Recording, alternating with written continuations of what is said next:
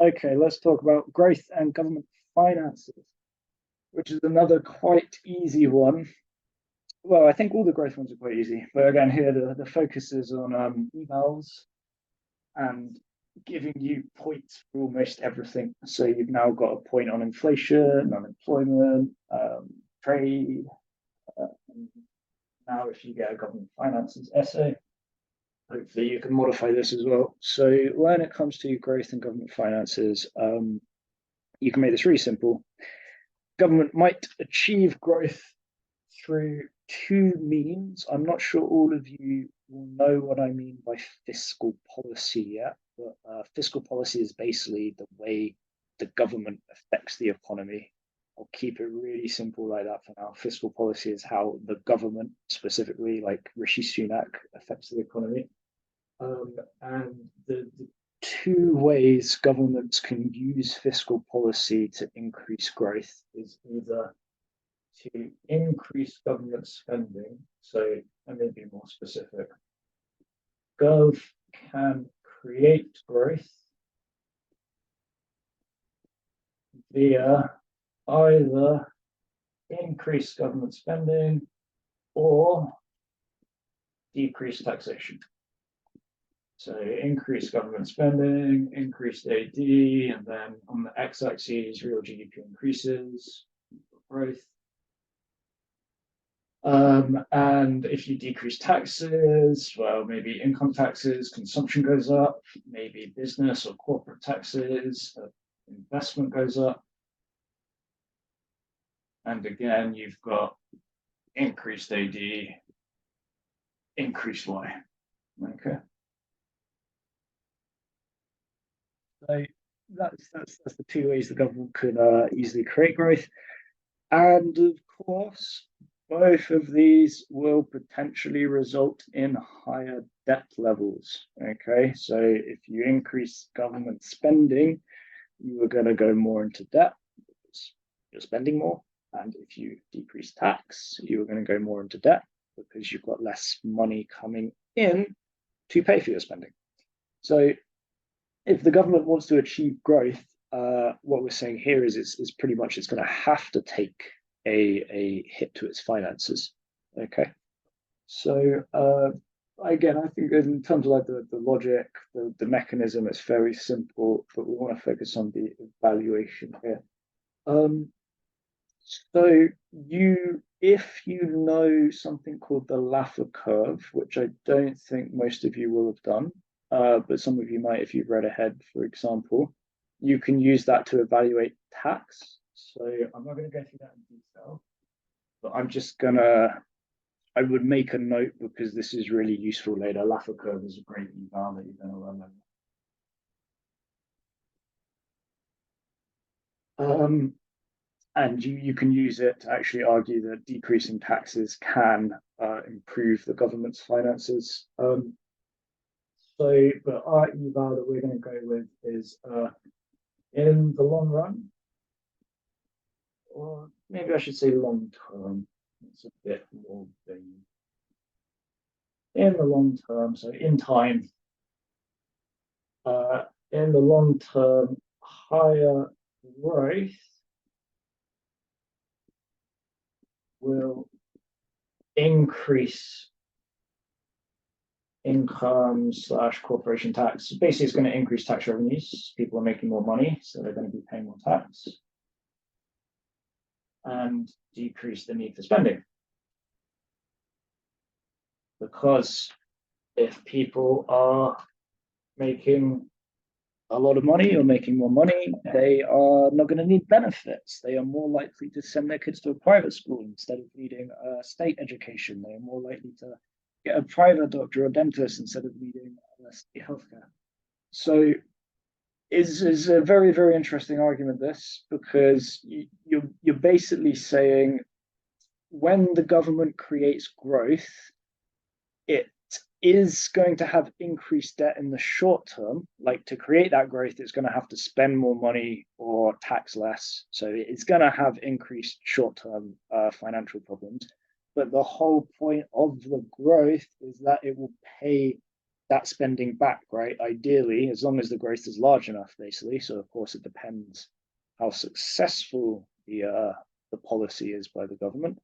But as long as the growth is large enough, it makes sense to say that, let's say you spend a billion and the economy grows by 5 billion as a result of that government spending, then you should, as long as your tax rates are high enough, you should be able to make your money back through taxation. So if you're taxing 20%, for example, of income on average, then if the income is 5 billion, you'll make your money back, right? So it's not as simple as just if the government spends money, its debt will increase. That's the end of the story. It depends if the growth that they get from the spending is enough to pay off the debt caused by the spending in the first place. So again, any questions in the chat? Otherwise, I will take it to our next conflict, which will be the environment. And then we're making good time, actually, making good time through this, I think. And then we'll get on to some other objectives. So, okay, I'm assuming no questions. So, growth in the environment. This again, the analysis side is very easy. I'm mainly doing this for the evals because I know I have some really nice evals in my locker for this topic. So the point here is super easy. Growth implies production. Production implies pollution. Okay, that's the basics. Obviously, you want to go into more detail, bring in a bit of micro, maybe talk about negative externalities, too much overproduction resulting in welfare loss through pollution. Not too much micro if it's your macro exam, but more growth implies more output, implies more pollution. And to go into more detail, hopefully you've got knowledge from geography, maybe that production requires energy, right? And a big source of energy would be things like burning fossil fuels. Burning those fossil fuels creates harmful gases. So again, don't turn it into a is that geography? I don't know. Don't turn it into an essay on the process involved, but put a bit of that in for a bit of AO2 and to give your answer like a nice sort of A to B to C, this happens and this happens and this happens. So of course, the more we produce on an economic level, the more output, the more energy required to create that output, the more pollution required to generate the energy required to create the output, and then environmental damage, negative externalities, blah, blah, blah, blah, blah. So, okay, so far, so simple. I think you can add something very, very nice here. The analysis, before I get into the evaluation. So there's a historian called Yuval Noah Harari, very famous.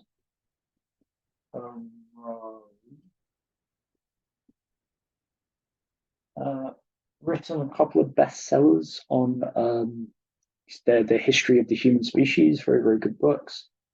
And I read in his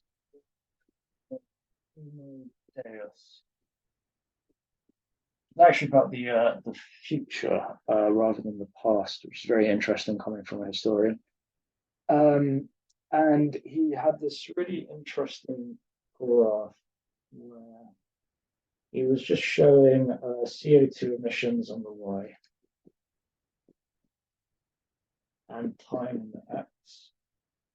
And I'll draw the line and then explain a bit more. It was something like this.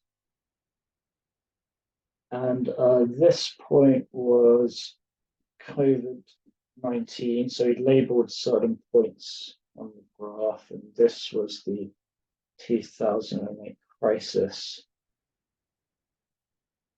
financial crisis. And the other really interesting and important thing he'd done, and I wouldn't necessarily draw this out in an exam because obviously it wouldn't be to scale, and it's not like a model like supply and demand. But I would try and explain it basically. So I'm just drawing it out to help you guys understand it. This might be like I can't remember the chronology, Paris Agreement, Tokyo Accord, the big climate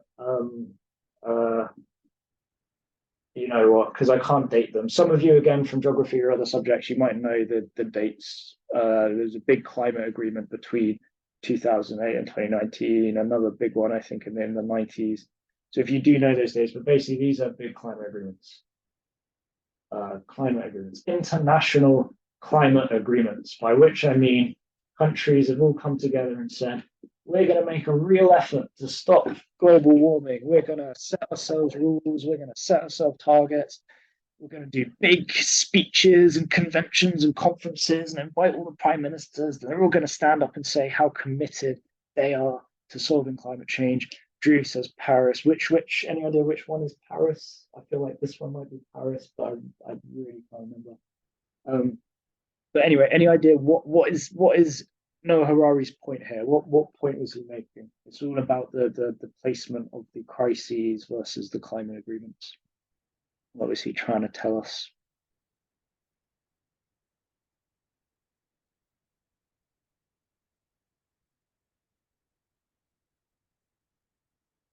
I'll give it, in case anyone hasn't got the idea, I'll give it a minute. Answer in the chat. How does this relate to the conflict between growth and employment? Devian, yes, very good. Climate agreements are useless, Devian said. Useless in what sense? Useless in stopping. And could you expand on that by saying what does appear to reduce carbon emissions? Climate agreements do not appear to reduce climate emissions. Following key climate agreements in the late 20th and early 21st century, carbon emissions did not reduce. But what does prevent climate emissions, looking at Harari's data? What is a factor that successfully reduces climate emissions? So Devian says COVID-19, Drew says financial issues, Steph says get COVID back. If we want to save the planet, I mean, yeah, there are worse ways to do it. So, okay, what do those have in common, though? I think we're missing, right? The missing. Okay, what's in common between the financial crisis and COVID-19? And relevant to this topic we're discussing, right? The conflicts between what is happening in both those instances. Well done, Drew. Yes. Lack of spending, decrease in spending. Well done, Niati. Yes. Basically, economic contraction, not growth, right? These are the big recessions of the past 15 years. So this is a clear indication that there's a correlation, quite a strong correlation between growth and environmental damage, right? And we've actually proven that by seeing what happens when the economy fails to grow. When the economy collapses, the environment gets better, or we stop polluting it as much. So it's a really nice thing to describe. And again, it's not like a theoretical model like demand and supply. It's just correlational data, effectively, or you're establishing a correlation here between economic collapse and environmental more environmental sustainability, which of course suggests that economic growth means less environmental sustainability. So, okay. Right, in terms of evaluation, then I'm going to give you another nice, like non-spec extra reading argument. So this comes from Simon Kuznets, who is the Polish-American economist who kind of invented GDP. Might have talked about him before in inequality. For those of you who I taught inequality for. And so if you know the Kuznets inequality curve, we've got something very similar here. So this is as an eval rather than analysis. On the left, we've got environmental degradation or damage, degradation, and then GDP on the X. And then this is the environmental Kuznets curve.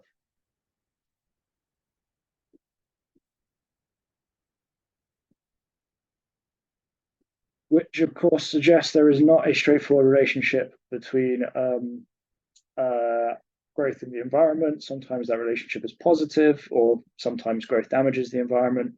But at higher levels of growth, at least in simple terms, once you've reached a certain level of income, which we can call Y1, further growth may result in decreases in environmental damage.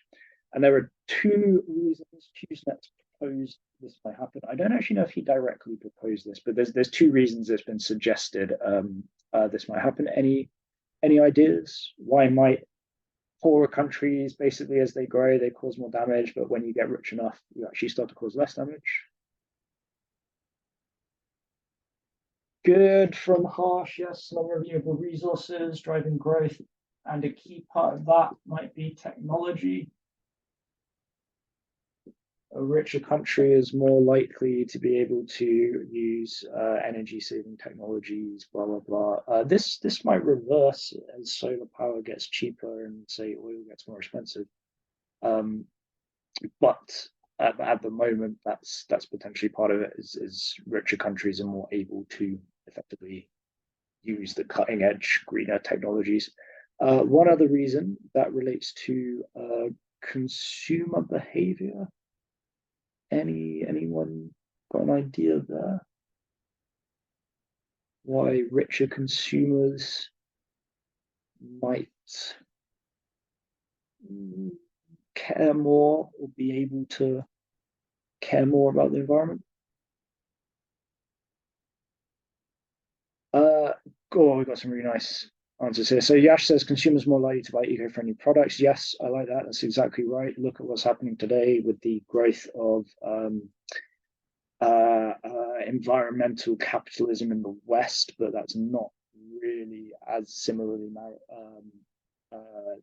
similarly occurring in the developing world to a large extent, or to some extent, I should say. And Yash has also said to make them feel good, which is very cynical. I love it as a cynic.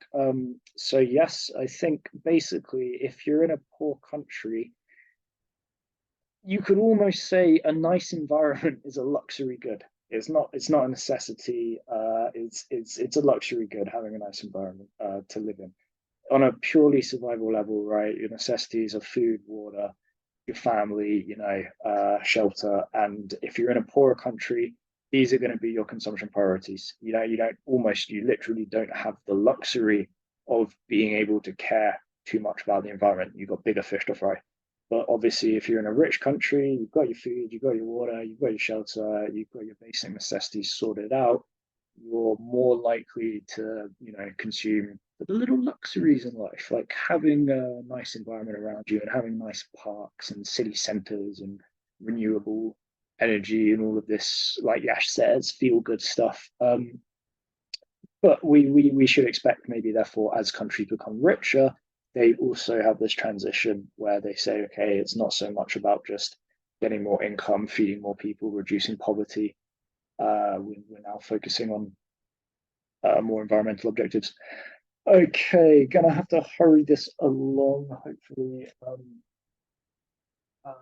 that again makes sense. But any questions, put it in the chat.